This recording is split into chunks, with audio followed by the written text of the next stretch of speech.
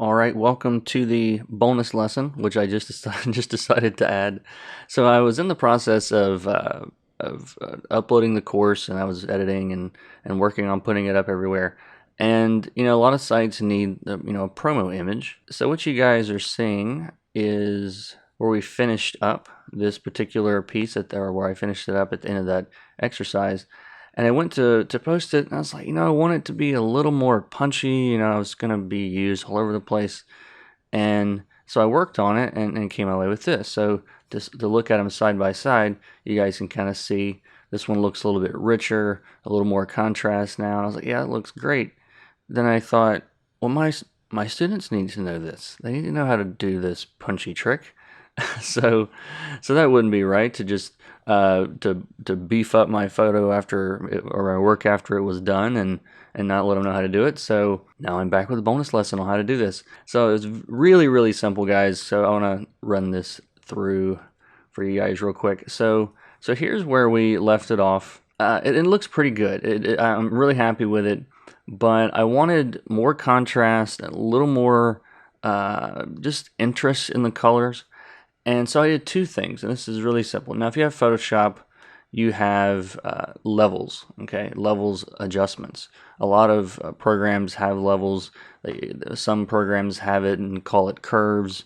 Just different ways of editing the contrast, basically. I'm going to make a new adjustment layer. Now, in Photoshop, this is a little half moon, and you go up to levels. Now, what you might have to do in your own program is, you might have to edit that layer itself.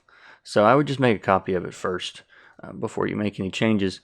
But you hit the little half moon symbol and choose levels in Photoshop anyway. And all I'm going to do, I've got three little sliders here. Now I'm not a total expert on these sliders, but I figured out a few things. So first off, I'm going to grab the slider on the right and I'm going to pull it forward a little bit. Okay, I want to brighten it up just to the point that it almost starts to kind of blow out. Like I don't want to go crazy with it.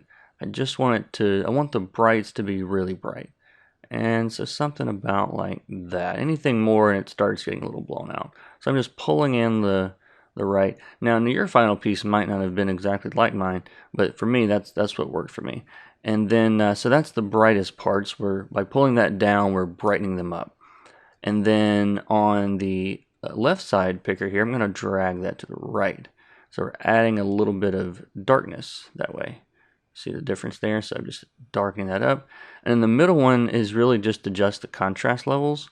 So you kind of do this number, and I don't know, right about there seems about like where I had it. So I just dragged it over to the right from where it was just a little bit. So when I turn this layer off and on, you can see it's increased the contrast. And it looks pretty good, but we're not quite done yet. I'm going to make one more layer. This is a 2-layer trick here. And I'm going to make this layer overlay. Now, let me see, what did I pick before? So I've kind of got a deep blue color here. So what I did is I picked kind of a dark navy blue color. Just because it was kind of opposite of everything else we were doing.